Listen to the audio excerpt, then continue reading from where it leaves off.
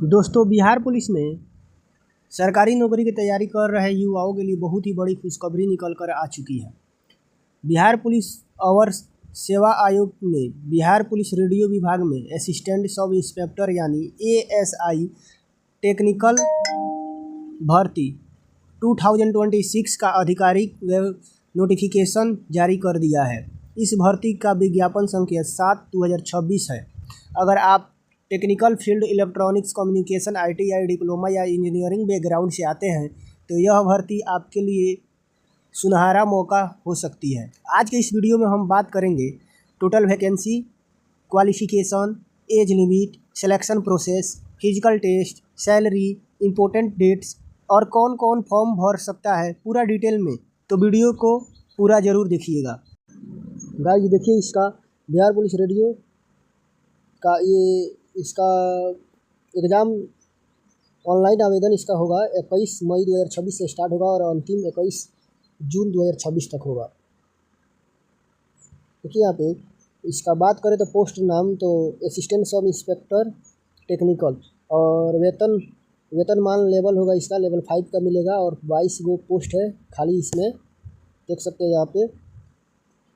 उपयुक्त पदों पर नियुक्ति हेतु प्रतियोगिता परीक्षा आयोजित की जाएगी। इसके लिए विज्ञापन संख्या 7/2026 यहाँ जारी किया जा रहा है, देख सकते हैं यहाँ पे। इसको ऑनलाइन आवेदन किया जाएगा और फॉर्म भरा जा सकता है।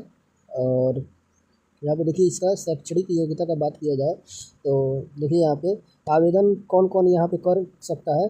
तो आवेदन के लिए पात्रता भारतीय नागरिक होना अनिवार्य है। पुरुष, महिला एवं थर्ड जेंडर आवेदन कर सकते हैं। अभ्यर्थियों की शैक्षणिक योग्यता 1/8/2025 तक किसी भी राज्य अथवा केंद्र सरकार द्वारा मान्यता प्राप्त पॉलिटेक्निक संस्थान से इलेक्ट्रॉनिक्स एवं कम्युनिकेशन अथवा इलेक्ट्रॉनिक्स एंड टेलीकम्युनिकेशन अथवा सूची प्रौद्योगिकी। फिर यहाँ पे 3 वर्ष एक विषय में 3 वर्ष की डिप्लोमा कोर्स कम से कम उसमें 50% अंक के साथ उत्तीर्ण होना चाहिए। देखिए जो यहाँ पे डिप्लोमा अगर 3 वर्ष के किए हैं वो भी इसमें फॉर्म के लिए एलिजिबल है, और इंजीनियरिंग किए हैं या इलेक्ट्रॉनिक कम्युनिकेशन वो भी इस फॉर्म के लिए योग्य हैं। और जो डिप्लोमा किए हैं उनके लिए 50% होना चाहिए, और अनुसूचित जाति जनजाति के सदस्य के लिए 45% होना चाहिए। बात किया जाए अगर एज लिमिट का तो उम्र सीमा की गणना 1/8/2026 के आधार पर किया जाएगा। अभ्यर्थियों की उम्र 1/8/2026 को मैट्रिक अथवा समकक्ष प्रमाण पत्र के अनुसार किया जाएगा। देखिए यहाँ पे जो अनारक्षित सामान्य यानी जनरल कोटि के जो हैं पुरुष के लिए उनका न्यूनतम उम्र 21 वर्ष होगा और अधिकतम वर्ष 37 वर्ष तक होगा। वहीं महिलाओं के लिए न्यूनतम उम्र 21 वर्ष तक होगा और अधिकतम उम्र 40 वर्ष तक का होगा। पिछड़ा वर्ग एवं अत्यंत पिछड़ा वर्ग के लिए पुरुषों एवं महिलाओं के लिए न्यूनतम उम्र 21 वर्ष से अधिकतम उम्र 40 वर्ष तक होगा। अनुसूचित जाति एवं अनुसूचित जनजाति के पुरुषों एवं महिलाओं के अभ्यर्थियों के लिए 21 वर्ष से लेकर 42 वर्ष तक होगा। अधिकतम उम्र 42 होगा और न्यूनतम 21 वर्ष। बिहार राज्य के वैसे सरकारी सेवकों को उच्चतर वेतनमान की सेवा संवर्ग में जाने के लिए प्रतियोगी परीक्षाओं में भाग लेने के लिए हेतु अधिकतम आयु सीमा 5 वर्ष की छूट दी जाएगी, जिन्होंने नियमित सेवा में न्यूनतम 3 वर्षों की अवधि पूरा कर ली है। इसका मतलब ये हुआ कि जो पहले से एक्स सर्विसमैन है और 3 वर्ष की सेवा अपना पूरा कर लिए हैं उनको आयु सीमा में 5 वर्षों की छूट दी जाएगी। असैनिक पदों पर नियुक्ति हेतु भूतपूर्व सैनिक को अधिकतम आयु सीमा में असैनिक पदों पर नियुक्ति हेतु भूतपूर्व सैनिकों को अधिकतम आयु सीमा में 3 वर्षों तक प्रतिरक्षा सेवा में बिताई गई सेवा अवधि के युग के समतुल्य रियासत दी जाएगी, बशर्ते कि उनकी वास्तविक उम्र कट ऑफ तिथि को 57 वर्ष से अधिक नहीं होना चाहिए। अभ्यर्थियों की उम्र की गणना मैट्रिक अथवा समकक्ष परीक्षा के प्रमाण पत्र अंकित जन्म तिथि के आधार पर होगा। अभ्यर्थी यानी जो भी कैंडिडेट है उनका उम्र का गणना कैलकुलेशन होगा मैट्रिक के प्रमाण पत्र के अनुसार। देखिए यहाँ पे बात किया जाए अगर हाइट का, अभ्यर्थियों का शारीरिक मापदंड की ऊंचाई का हाइट का अगर माप किया जाए तो अनारक्षित यानी जनरल पिछड़ा वर्ग पुरुष उम्मीदवार के लिए न्यूनतम 165 सेंटीमीटर होना चाहिए और अत्यंत पिछड़ा वर्ग अनुसूचित जाति एवं अनुसूचित जनजाति के पुरुष उम्मीदवार के लिए 160 सेंटीमीटर। सभी वर्ग के महिलाओं के लिए न्यूनतम हाइट 155 सेंटीमीटर होना चाहिए। बात किया जाए अगर सीना का अगर बात किया जाए सीना का तो अनारक्षित पिछड़े वर्ग की एवं अत्यंत पिछड़े वर्ग के पुरुषों के लिए बात किया जाए अगर सीना का तो पुरुषों के लिए सिर्फ पुरुषों के लिए अनारक्षित पिछड़ा वर्ग एवं अत्यंत पिछड़ा वर्ग के उम्मीदवार के लिए बिना फुलाए 81 सेंटीमीटर न्यूनतम होना चाहिए और फुलाकर एक्सपेंशन 5 सेंटीमीटर को लेकर 86 सेंटीमीटर होना चाहिए। बात करें अगर देखिए यहाँ फुलाने के बाद मापी से 5 सेंटीमीटर का अंतर होना अनिवार्य है। अनुसूचित जनजाति एवं अनुसूचित जनजाति के पुरुषों उम्मीदवार के लिए बिना फुलाए 79 सेंटीमीटर और फुलाकर 84 सेंटीमीटर होना चाहिए। महिलाओं के लिए सीना मापी नहीं होगी।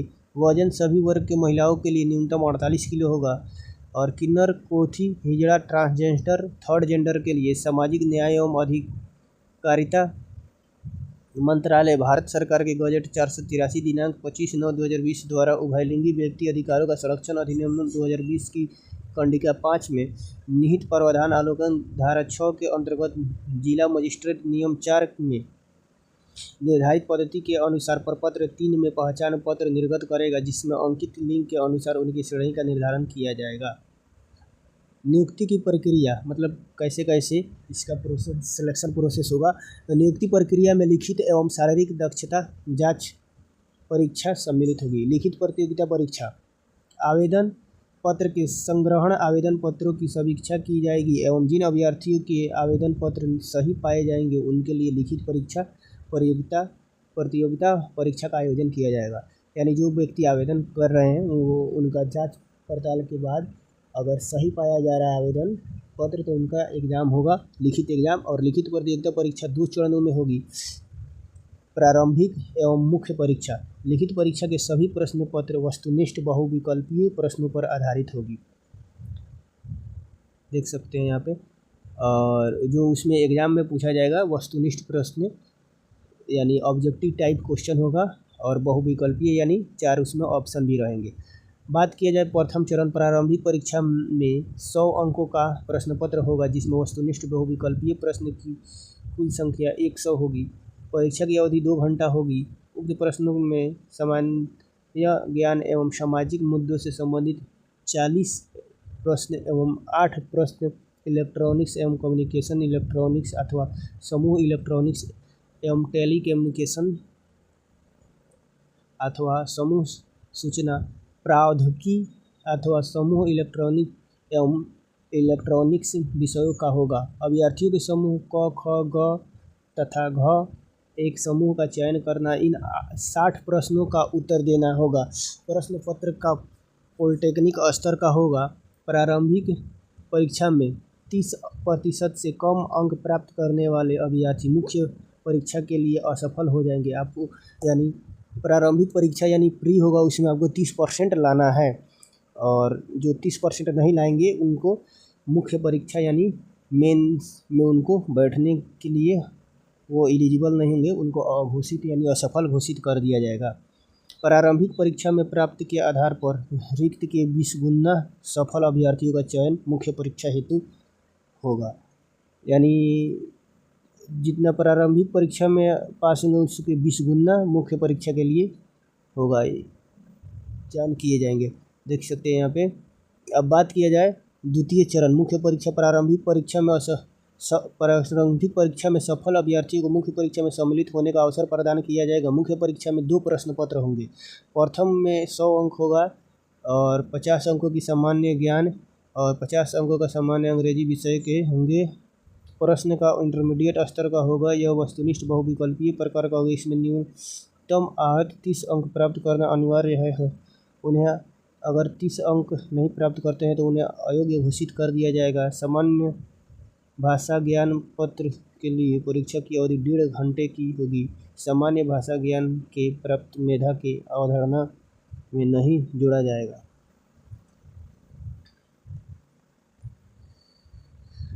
फिर द्वितीय प्रश्न पत्र होगा, इसमें इलेक्ट्रॉनिक कम्युनिकेशन से संबंधित होगा। प्रश्न की संख्या 100 होगी और अवधि 3 घंटा का होगा और दोनों चरण की परीक्षा में प्रत्येक गलत के लिए 0.2 अंक काटा जाएगा। उत्तर पुस्तिका 2 प्रतियों में होगी, जिसकी एक प्रति आयोग के पास सुरक्षित रखा जाएगा और मुख्य परीक्षा के द्वितीय प्रश्न पत्र के न्यूनतम 33% अंक प्राप्त करना अनिवार्य होगा। इससे कम अंक प्राप्त करने वाले उम्मीदवार असफल घोषित कर दिए जाएंगे। देखिएगा इसमें जो एग्ज़ाम होगा आपको 33% कैसे भी लाना है। द्वितीय चरण में परीक्षा जो होगा उसमें 5 गुना सफल अभ्यर्थी को फिजिकल यानी शारीरिक दक्षता के लिए कोटिवार मेधा क्रमानुसार किया जाएगा। शारीरिक दक्षता परीक्षा हेतु आहार प्राप्त अभ्यर्थियों की पर्याप्त संख्या में अनुपलब्ध की दशा में उक्त अनुपात का उपयुक्त रूप से कम किया जा सकेगा। तृतीय चरण जो होगा वो आपको जांच जो दक्षता शारीरिक दक्षता होगा इनके अंक नहीं दिए जाएंगे, परंतु सभी में सफल होना अनिवार्य है। इसका जो फिजिकल का नंबर है वो मेधा यानी मेरिट लिस्ट में नहीं जुड़ेगा। देखिए यहाँ पे बात की जाए सभी कोटि के छात्रों के लिए 1 किलोमीटर की दौड़ होगा, अधिकतम 7 मिनट दिया जाएगा। 1 किलोमीटर यानी 1600 मीटर का दिया जाएगा ये पुरुष वर्ग के लिए, और महिला वर्ग के लिए 1 किलोमीटर की दौड़ होगी, अधिकतम 7 मिनट का होगा। विनिश्चित समय से अधिक समय लेने वाले उम्मीदवार को असफल घोषित कर दिया जाएगा, यानी जो 7 मिनट दिया जाएगा उसके अंदर नहीं आते हैं उनको असफल घोषित कर दिया जाएगा। पुरुष के लिए ऊंचा कूद न्यूनतम 3 फीट 6 इंच और महिला के लिए न्यूनतम कूद 2 फीट 6 इंच। बात की जाए लंबी कूद का लॉन्ग जंप, तो पुरुष के लिए न्यूनतम 10 फीट और महिला के लिए न्यूनतम 7 फीट। गोला फेंक का बात किया जाए तो इसमें पुरुष के लिए 16 पाउंड और न्यूनतम 14 फीट और महिला के लिए 12 पाउंड न्यूनतम 8 फीट। ऊंची कूद लंबी कूद गोला फेंक प्रत्येक जांच के लिए अधिकतम 3 मौका प्रदान किए जाएंगे। ये जो भी हैं ऊंची कूद लंबी कूद और गोला फेंक, इसमें 3 बार फेंकने को आपको चांस दिया जाएगा। तीनों बार में अगर सफल नहीं हो पा रहा है जो क्राइटेरिया उसमें निर्धारित किया गया है तो आपको असफल घोषित कर दिया जाएगा। चारों स्पर्धाओं यथा दौड़ ऊंची कूद लंबी कूद एवं गोला फेंक स्पर्धाओं में प्रत्येक में न्यूनतम विनिश्चित मानदंड पूरा नहीं करने वाले अभ्यर्थियों को असफल घोषित कर दिया जाएगा। देख सकते हैं इस तरह से होगा आपकी एग्जाम, देख लीजिए। और कास्ट में जो गैर संरक्षित वर्ग है उनके लिए कुल 8 है और महिलाओं का बात किया जाए तो इसमें 3 है। आर्थिक रूप से कमज़ोर वर्ग के लिए 2 है पुरुषों के लिए और महिलाओं के लिए नहीं है। इसमें अनुसूचित जनजाति के लिए 3 है और महिलाओं के लिए 1 है। रिजर्वेशन में अनुसूचित जनजाति के लिए 1 है पुरुष के लिए और महिलाओं के लिए नहीं है। अत्यंत पिछड़ा के लिए 4 है और इसमें 1 है। पिछड़ा वर्ग के लिए 3 है, इसमें 1 है। महिलाओं के लिए पिछड़ा वर्ग की महिलाओं के लिए 1 है और इसमें नहीं है। टोटल है इसमें 22 कोटिवार कुल संख्या और रोस्टर का अनुसार महिलाओं के लिए 35% आरक्षण का कोटिवार 6 है। इसमें इस तरह से गाइज अपना एग्ज़ाम दे सकते हैं और इसी तरह का इन्फॉर्मेटिव वीडियो देखने के लिए हमारे चैनल को लाइक सब्सक्राइब और बेल आइकन को प्रेस कर लें। मिलते हैं नेक्स्ट किसी अगले इन्फॉर्मेटिव वीडियो के साथ जब इसका आवेदन शुरू हो जाएगा उसके बाद। तब तक के लिए बाय, टेक केयर गाइज।